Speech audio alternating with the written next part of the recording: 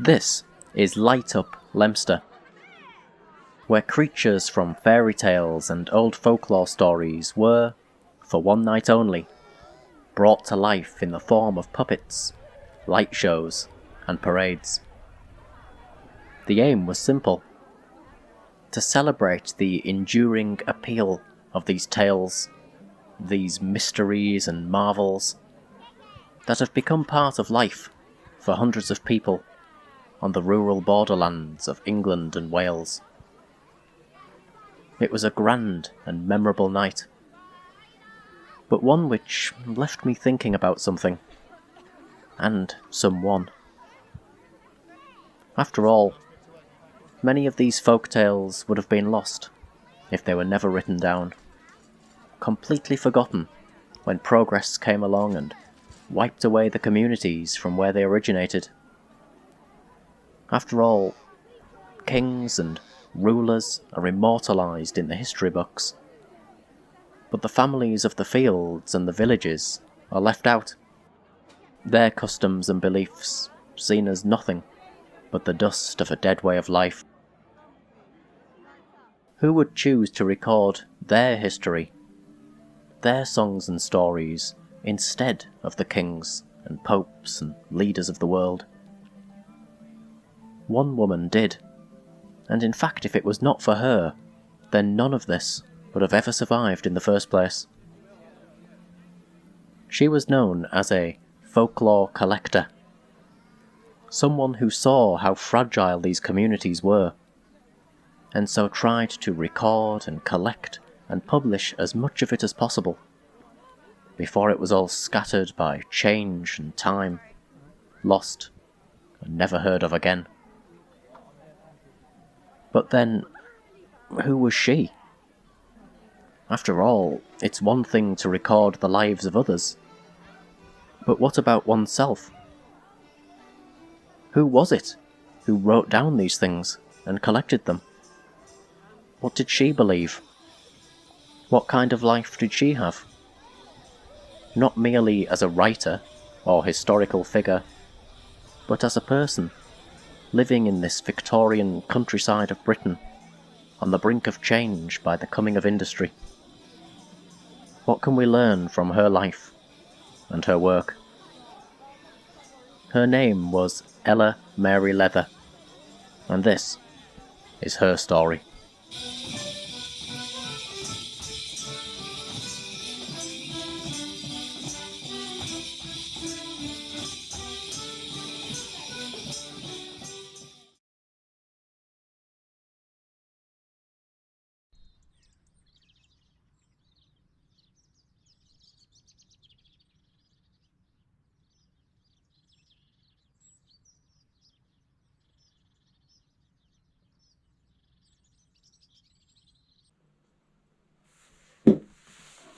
I must be honest, when I first heard about Mrs. Leather, the collector of folklore, the writer of this amazing book, I imagined some wizened little old lady, perhaps as leathery as the name suggests, maybe living in some stone cottage, surrounded in these books and the dust of dead dreams and ways of life. Of course, the truth is never like those imaginings.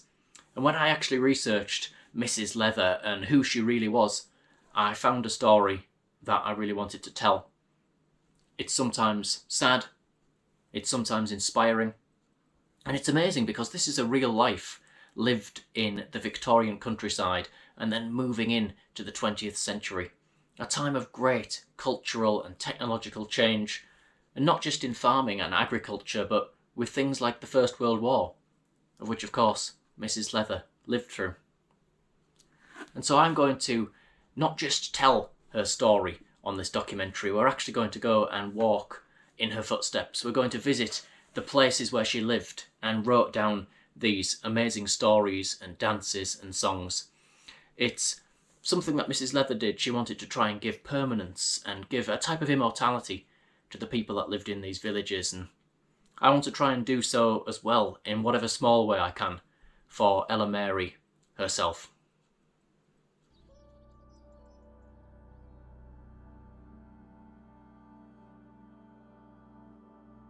Ella Mary was born here, at a farm called Bidney, on the 26th of March 1874.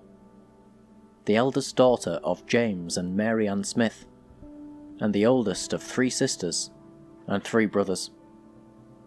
Here she spent her earliest days, and in later years enjoyed revisiting with her sons on trips via pony and trap, showing them where she was born and what, even today, remains mostly unchanged by the progress and industry that was sweeping over the inner cities and towns like a thick, fog-shrouded blanket.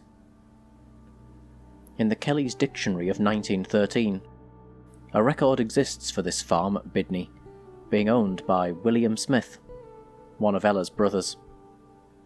Long family threads run deep into the soil of these old farmsteads. A way of life dyed in the wool of time. You'd follow in your father's footsteps and walk the same way as your ancestors long before you.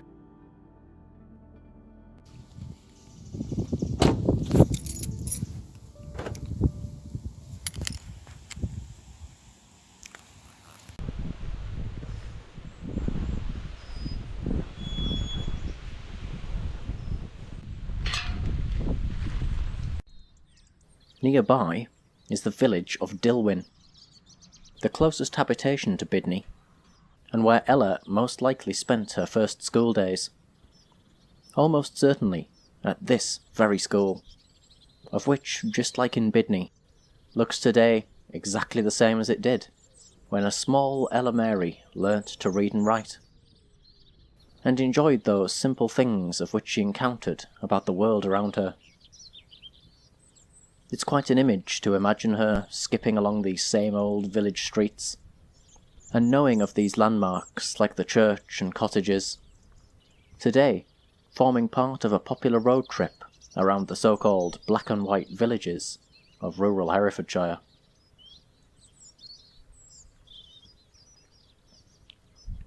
We all have these early childhood memories of which we often blame for why we like certain things and dislike other things, and they really make us part of who we are as we grow older. And this was definitely true for Ella as well. She writes a wonderful passage in the book about encountering an old lady here in Dilwyn called Martha, and she had so many tales to tell, and in later life Mrs. Leather believed that these encounters with Martha may have been the first spark to ignite that passion of folklore within her. It's a really wonderful thing to read. Perhaps my folklore collecting was unconsciously begun in childhood, with the stories told by old Martha, a tiny, dark-haired, olive-skinned woman, of whom when I first met her, gathered apples in a Herefordshire orchard.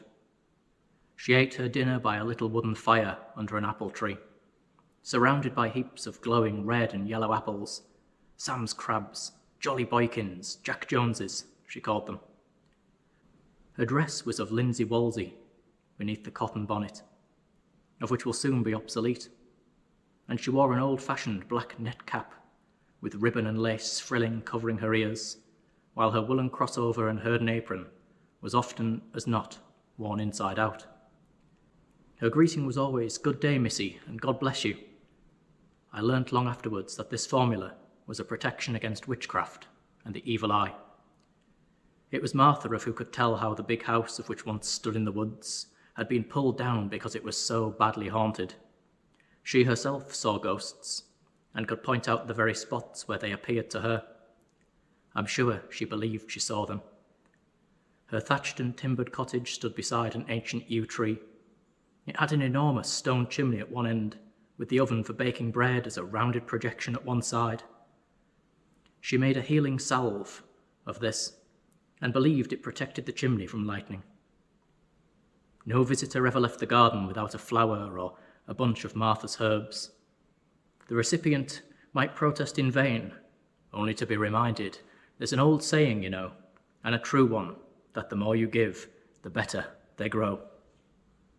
I think that passage in itself is really a work of art. It's so precious that these little pieces of writing by Ella are now all that remains of Martha, of whose bones probably rest out there in the churchyard. I can really relate to this as well. I think I actually understand how Ella was feeling when she was speaking to Martha. She likely felt there was something of a subtle value to the things of which Martha said, something precious and fascinating about the stories, and yet something of very little interest to some of the other children in the school. And thus it felt fragile, easily lost. And when Martha died, Ella might have thought she would never hear these stories again, unless, of course, she was to write them down or create some record of them having existed in the first place.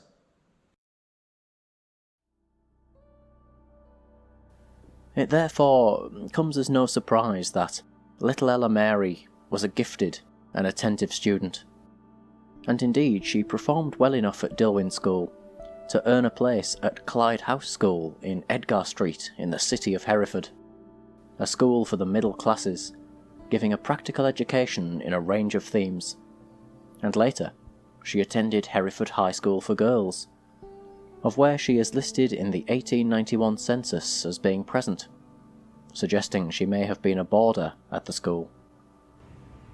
Visiting Hereford today, there is little left to remember those days. The high school is still a school, and Clyde House is not, having been reverted to a private dwelling, now situated on a busy road, forming one of the main entries and exits for the thriving city of Hereford. So this is where Clyde House School is, just behind me here, or where it used to be anyway. So we're just on the main road in and out of Hereford City. So it's a much noisier and busier world than it would have ever been in Ella Mary's day. In some regards, this is almost like what Ella Mary feared would happen, why she wrote those things down in the first place.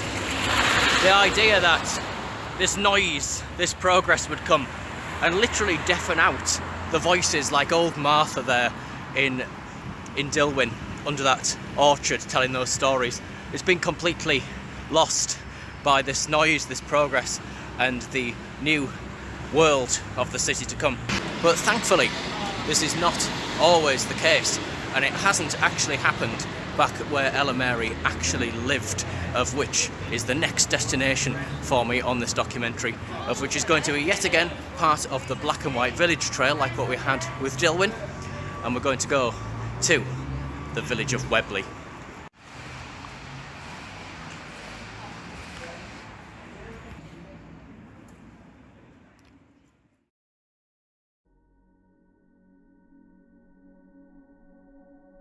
In 1893, at the age of 19, Ella Mary married Francis Holdsworth Leather, the son of a Yorkshire-based accountant. He had one sister, and tragically, a brother of whom had died as a baby following a scalding accident. His father had also abandoned his mother to marry again, his mother Ellen then dying at the young age of 33 in 1872. Leaving Francis, or Frank, as an orphan, along with his sister. Nevertheless, he studied at Hereford Cathedral School and trained to become a solicitor. And upon marrying Ella Mary, they moved into their marital home here in the village of Webley. This home, Castle House. It was actually given to them as a gift by the famous Bulmer family, still known today for their well-loved, delicious apple cider. This was likely due to the fact that when his mother died, Frank and his sister Isabella were brought up by the Bulmer family, and so this home was a generous gesture to set up Frank and his wife Ella Mary with a good start in their new married life. And so it was here in Webley, another black and white village steeped in tradition, that Ella and Frank had their first son, John Francis, in 1894, followed by their second, Geoffrey Clifford, in 1897. But things were not always happy, or easy. In 1901, aged only 4 years old, son Geoffrey choked on a chicken bone and died. It's hard to imagine the grief. but easy to imagine that the following year, when third son Godfrey was born in 1902, that he was watched over with increasing care and never taken for granted.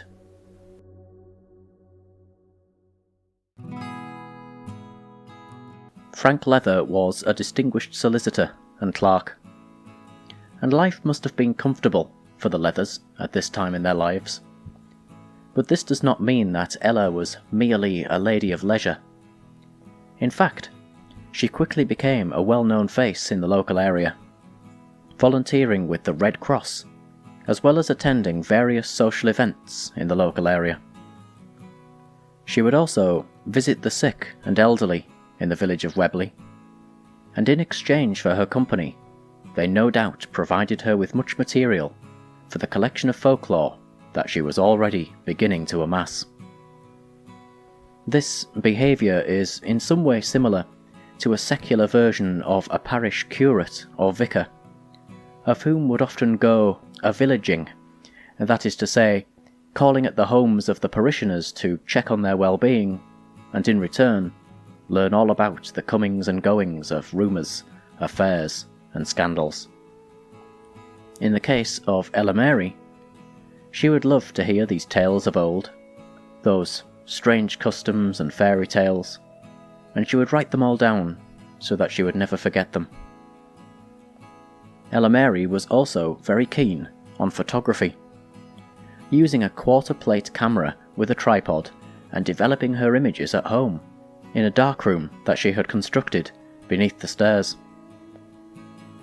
The surviving images are glimpses into her world, showing not only a natural talent with the camera, but affording us a momentary glimpse into how the villages and people looked. Singular moments burnt onto a glass plate, visible light captured and frozen in time. In 1898, she won a silver medal from the Herefordshire Photographic Society, the image in question being titled Granny, and quite possibly being this picture, of which was later to be featured in the folklore book. It depicted an elderly woman with a spinning wheel, of whom in life was called Miss Annie Creswell, and lived here, in the house opposite Castle House, where the Leathers lived.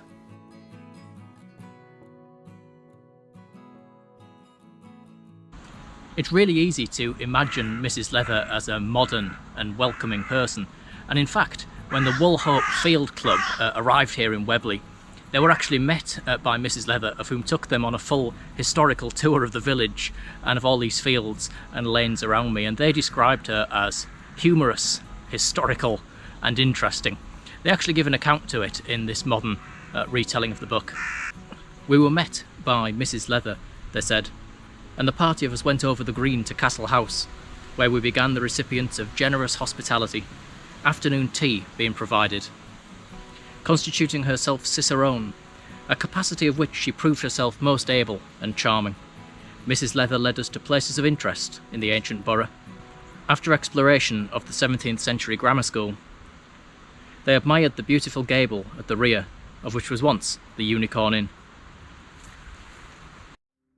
The Leathers also purchased another property in Webley, the old grammar school, right next door to Castle House, and it was here where Ella could study and write away from the busyness of her main residence. In fact, this wonderful portrait of her by F.M. Bennett shows her at her desk in the old grammar school. An inkwell and sheet of paper is laid out before her, and the photograph of Granny with the spinning wheel can even be seen behind her. This is quite a powerful image, and thinking about it when walking around the ancient village of Webley really brought home the importance of Mrs. Leather's growing collection of folk stories. The castle ruins in Webley are but a few mounds of earth, where once sat ladies in sun-dappled window panes, working on long faded tapestries of which, along with their names and faces, are gone forever. The village itself is crooked with the weight of time. very similar to how it has always looked, apart from the changing face of human fashions and trends, of which explode for their brief moment of all-enveloping popularity, then vanish without a trace. By listening to those tales of the villagers, from the likes of Annie Creswell to those living here in the old workhouse of Webley, Ella Mary was able to give these people and the stories of which they told an immortality by writing them down in her growing collections of manuscripts, songs, dances, tales of fairies, elves, disappearances, dragons, and all manner of strange and fantastical happenings. This had long been a hobby of hers, of course, and yet soon it was to become something more than that, something weighted with a greater sense of importance than ever before.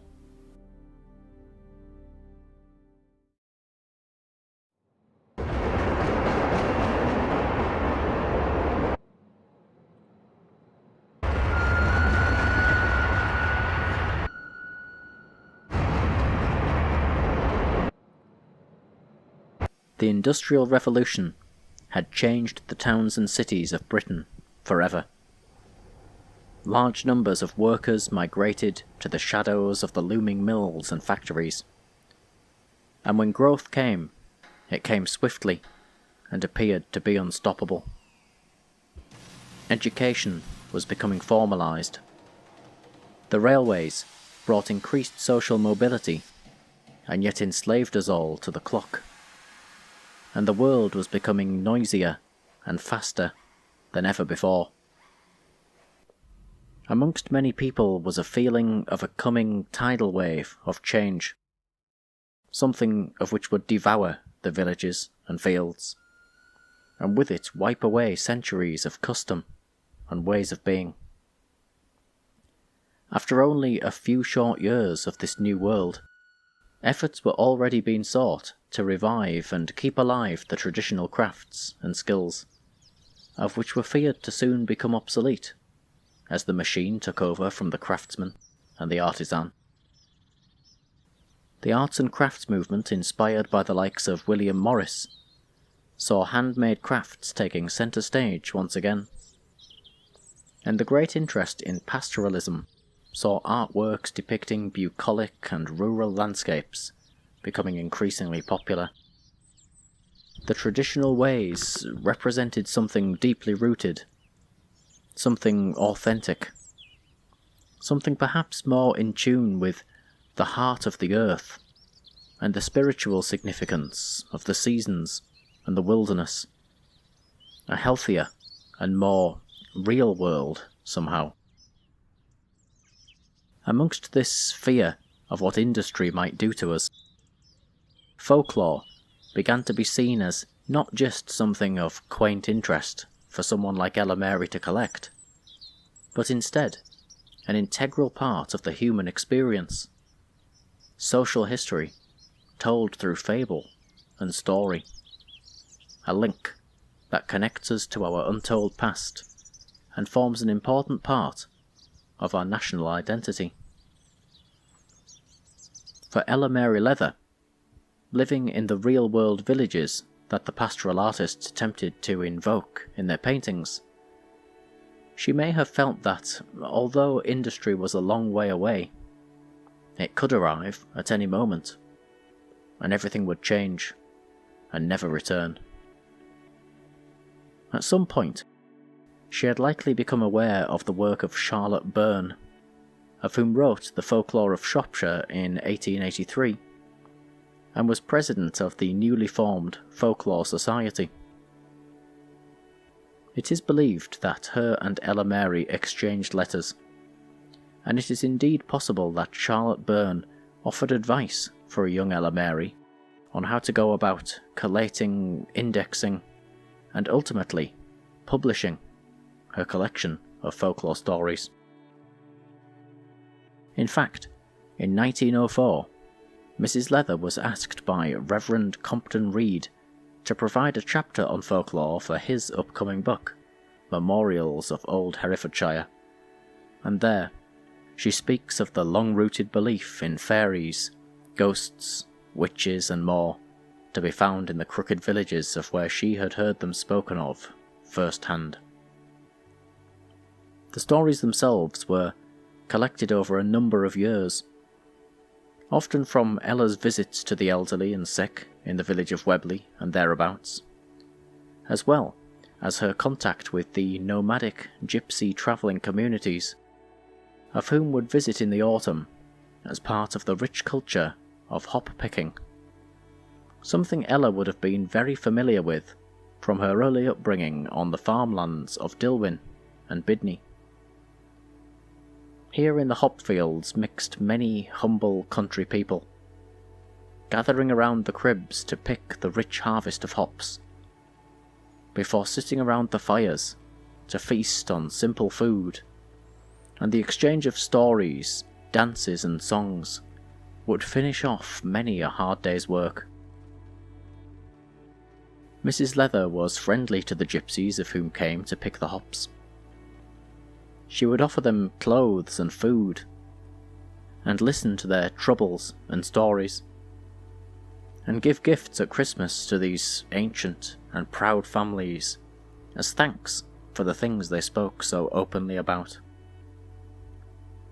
Many of the people in these hop fields would have no written records. Their culture still spread in the olden ways of metaphor and oral tradition.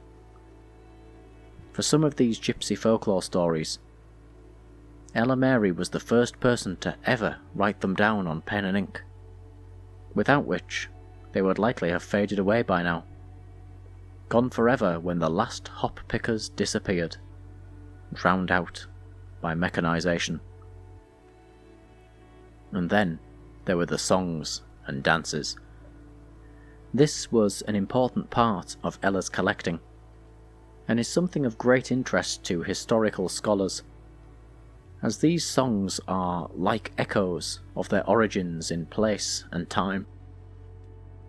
Their lyrics, although often displaying strange and metaphorical tales, tell of the great age of human storytelling, of understanding the world through song and allegory, and they are perhaps some of the most moving and some of the most human of all folklore.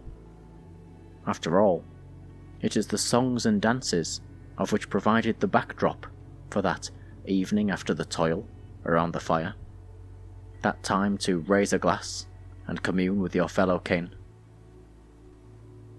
Cecil Sharp was one such scholar of whom took special interest in folk songs, and he is often regarded as the most important name in the field of their preservation. In fact, many of the songs collected by Ella are now stored in the Cecil Sharp House collection in London, home of the English Folk Song and Dance Society. These records are special indeed, as after all it is one thing to record a folk story or fairy tale, but to capture a song or dance, with its melody, vocal inflection and movements, is a very difficult task. Ella's niece, Nona, helped with this, noting down the musical notation of various songs, after Ella had encouraged a love of folklore within her, taking her to visit the old folk of whom would sing the songs in the villages. Nona's job using a tuning fork and notebook to capture the melody, lyrics, and tone of the song. In 1906, however, Ella Mary acquired a wax cylinder phonograph, of which made recording folk songs far easier than it ever was before. This phonograph was part of a loan given to her by the Folk Song Society by way of a well-known composer, Ralph Vaughan Williams.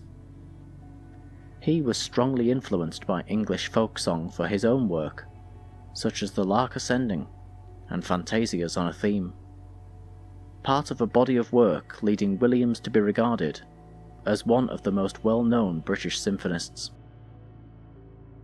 He visited Ella in Herefordshire multiple times, and helped with the folklore collecting the two of them travelling around the villages to meet the old folk, the gypsy encampments, the hop fields, the farm workers, recording and listening to their many songs and stories. In fact, Vaughan Williams is recorded as saying that his most memorable musical moment took place here, in the village of Monkland, once a popular location for the hop-picking season, and one of the areas where Ella recorded many songs. It's little more than a busy road now, leading to the town of Leominster, but at one point this would have been the heart of the hop-picking world. And Vaughan Williams heard here a rendition of a song called "Cold Blows the Wind," sung to him by a man called Alfred Price, in a hop field somewhere close to here. It must have been a moving experience for them both, as not only did Vaughan Williams say it was his most memorable musical moment, but Ella herself writes about this evening in her notes. It is difficult to convey to those of whom have never known it the joy of hearing folk songs sung as we heard that ballad, she said. The difference between hearing it there and in a drawing room or concert hall is just that between discovering a wild flower growing in its native habitat and admiring it when transplanted into a botanic garden. This is all, of course, so true. It's like in that song Big Yellow Taxi, where they paved paradise to put up a parking lot and they put the trees in the tree museum. You wouldn't really understand what they were outside of their true natural environment. And it's so impossible to capture that atmosphere, even for Ella, with her phonograph and the best writing in the world. You still can't capture a moment in time. It's like trying to put pen to a dream before it fades away. It's hard as a documentary maker too. Despite the quality of the cameras and everything that we've got today, you still can't capture that exact moment, that exact atmosphere. It's like when people take hundreds of photos of concerts on their phones. It's a memory, yeah, but it might look amazing even. But it hasn't got the sensation that it did when you were actually there.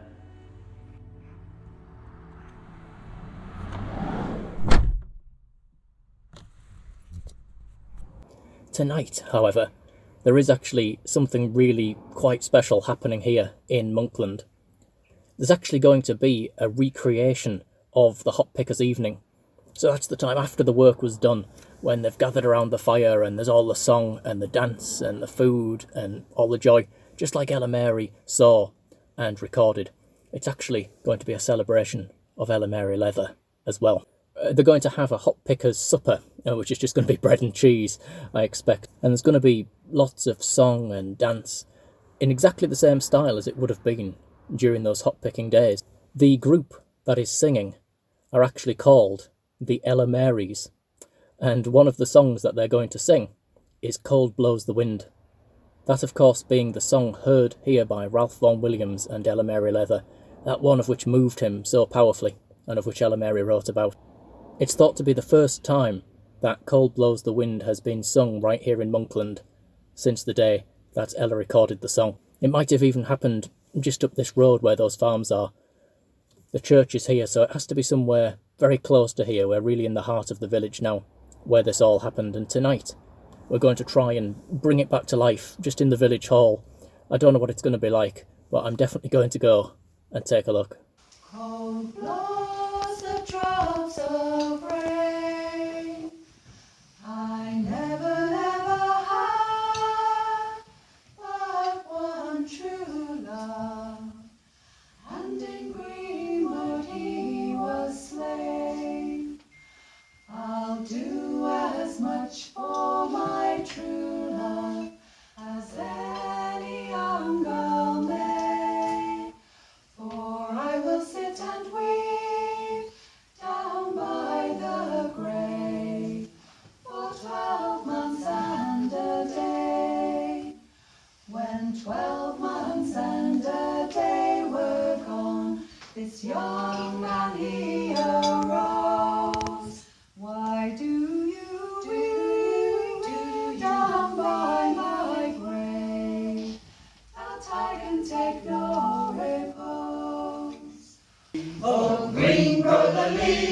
the acorn tree. Some grow high and some grow low. With this wrangling and this jangling we never shall agree, and the tenor of our song goes merrily.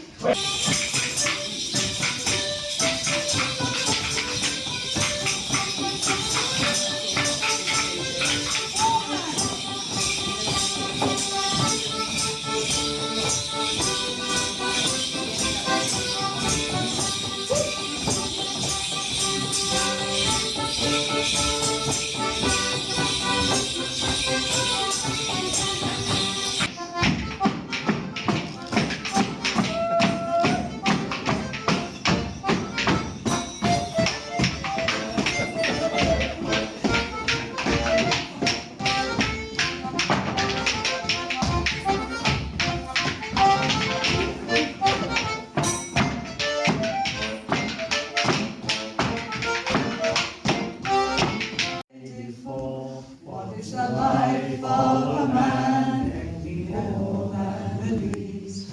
A man has his seasons, so why should he grieve? Even though in this bright world he appears bright and gay. Like the leaves we shall wither and soon fade away. In 1912, Ella Mary Leather's book, The Folklore of Herefordshire, was published by Jakeman and Carver of Church Street in Hereford. A first edition copy still sits in the museum archives at the City Museum, its deep red cover and gold lettering seeming almost to glint in the light. Apparently, however, the manuscript for this amazing book was almost lost during its final transit to the publishers in Church Street.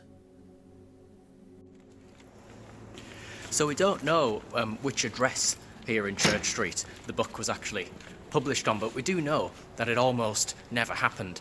Records exist saying that a tragedy on the way to the printing press almost caused the book and the manuscript to actually be lost. We don't know what it was. Perhaps there was a fire or, a crash or something like that. But it really is quite incredible, isn't it, how despite all those efforts to put this folklore into writing and make it last forever, it was almost lost right at the 11th hour, right at the last hurdle as it came here to the printers. I think that's absolutely incredible.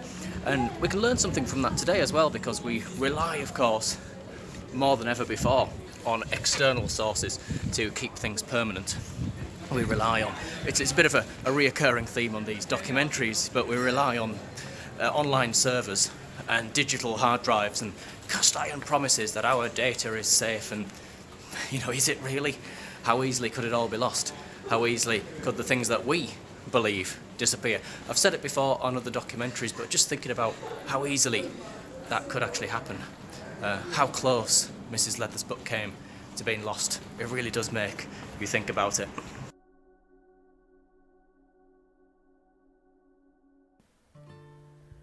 Sadly, any lasting celebration of this book were to be short-lived, as 2 years following the release of her book, the First World War arrived, and just like with industry before it, rapid and violent change became unavoidable. Frank Leather joined the Hereford Rifle Volunteers, whilst Ella became part of the Webley Red Cross Voluntary Aid Detachment, working as a nurse, and eventually, due to her previous experience with the Red Cross, was made commandant of the entire unit. As for her son, John, he was sent to war at Gallipoli, of where he was sent home as an invalid before being called up again, this time placed in command of a Shropshire Light Infantry battalion. Shortly after returning home once again, he contracted pneumonia from exposure in the trenches, and on the 16th of October 1918, he died. The death of John at such a young age, after the previous death of their young son Geoffrey, is thought to have had a serious effect on Ella Mary, and her enthusiasm for all she had achieved was lost. She did slowly return, however, to her work and to the village. Now having gained an interest in spiritualism and mediumship, seeking out the wise ones of which she had spoken of in the folk tales, people she had met and written down their beliefs, now visiting them again with attempts to contact her son John with their aid, their charms, their spells and trances. On this photograph of Ella Mary, taken following the war, the rear of the photograph read "Psychic," suggesting that she sent the photograph to a medium as part of a reading. She was never quite the same following the war, however, and despite publishing in 1920 her follow-up work, The 12 Traditional Carols of Herefordshire, her enthusiasm had slowed, and her collecting with it. Ella Mary Leather died on the 29th of June 1928, aged only 52 years old. She was found collapsed in her study following a sudden heart attack, surrounded by so much of her collection and writings on the folklore of Herefordshire. Her funeral, taking place the following Monday, is recorded as having turned Webley into a village of sorrow, with great numbers turning out to watch her coffin being carried from Castle House to the churchyard where she now lies. And here is Ella Mary's grave, just at the side of Webley Church. Some, I am sure, will pass this way and know nothing about her, not even be conscious of the importance of her work, of its beauty and its mystery, its enduring quality. After walking in the footsteps of Mrs. Leather, I wanted to thank her, as without her my own studies into folklore and history would be so much less. And in fact, this whole world of left-hand path documentaries might never have even happened.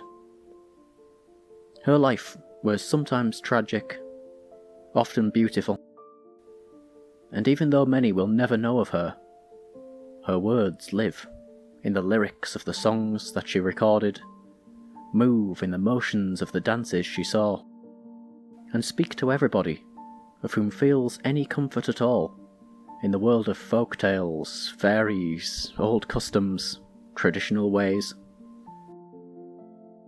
Her son John was also immortalised, both on the Webley War Memorial and inside the church, where his and the Leather's name is written forevermore.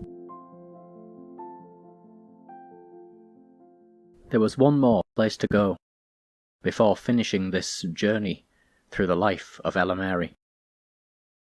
The museum in Leominster, where I began with the Light Up Festival, was holding an event in honour of Ella Mary Leather. It was put on to mark 100 years since her death, and was a celebration of her life and her work. Wonderful displays featured creatures and characters from her book, dragons and spirits of the old folk tales, the dancers and singers and rural customs of the old ways, and of the strange and mystical world of the ghosts, fairies and spiritualities of the old country people. The main exhibit was Ella Mary's original notebook, taken with her on journeys to record the folk tales that were later printed into the book.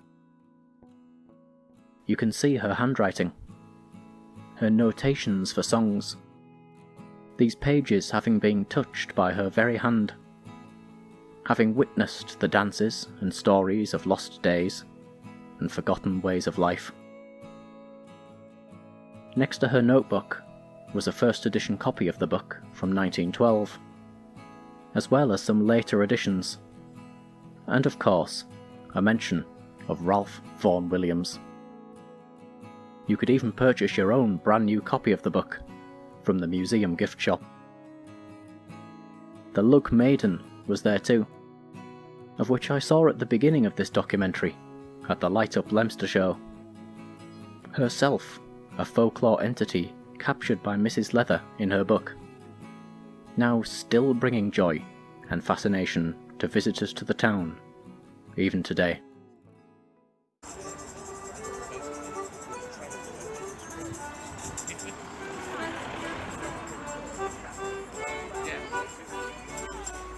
We finished off by celebrating Ella Mary Leather in dance. The same dances seen at the Hop Pickers event in Monkland. The same ones recorded by Ella herself. Imagine if she could see us there today.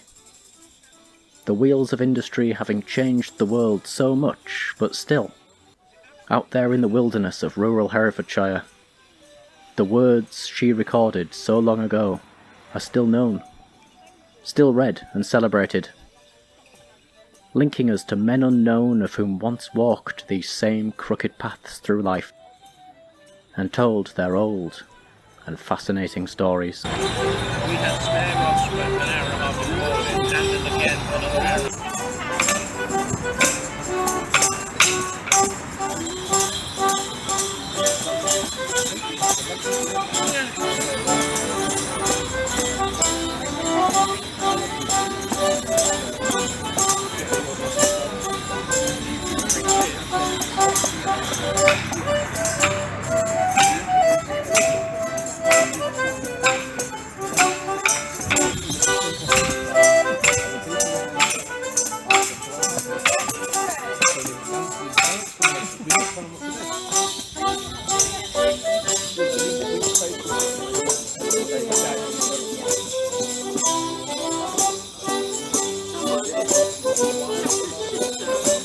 Yeah.